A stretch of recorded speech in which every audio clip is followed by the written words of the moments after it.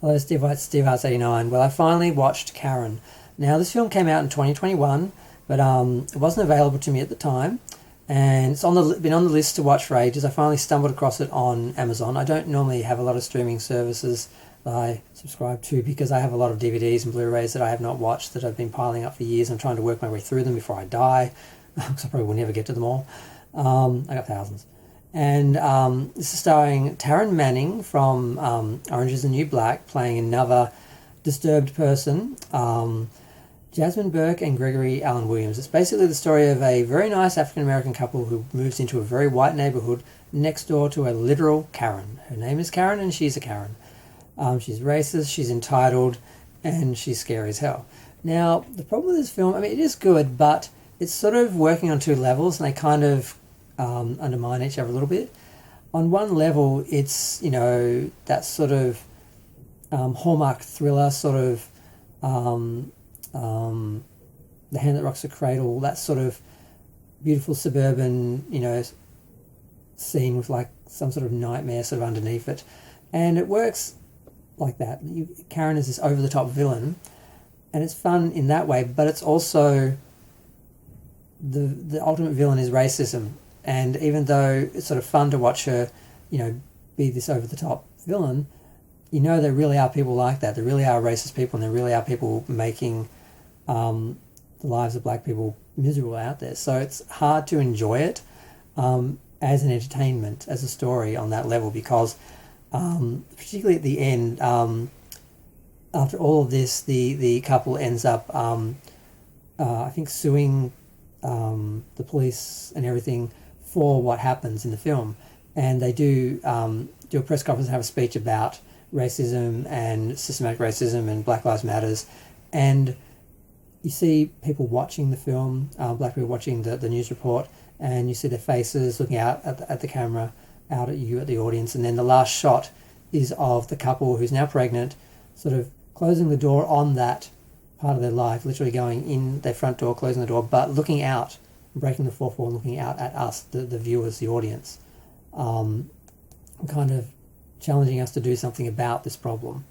So it has this sort of political sort of edge and sort of undertone the whole way, which kind of undermines the fun of the thriller of so yeah, it almost could have been two films. It could have been a real film about racism and racist neighbours and systematic racism. It also could have been just a story about a psychotic neighbour who terrorizes their other neighbours and that. So so she does a lot of things. She starts to tell them what to do. She tries to get them removed from the neighbourhood through the neighbourhood sort of group that manages the area and all that.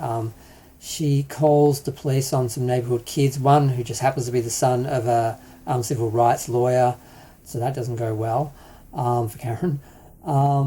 And she also, because her brother is also a cop and he's crooked and he's got a history, and annoyingly his partner kind of overlooks stuff, but at one point he stands up to him and then he threatens his life, literally, but still he ends up being on the beat with him again. And I'm like, did that scene just happen? It's like he turned into Scully or something.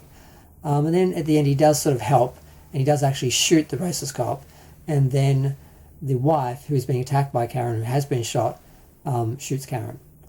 Now, there was a moment where they wanted to move out, but they decided to stay and fight.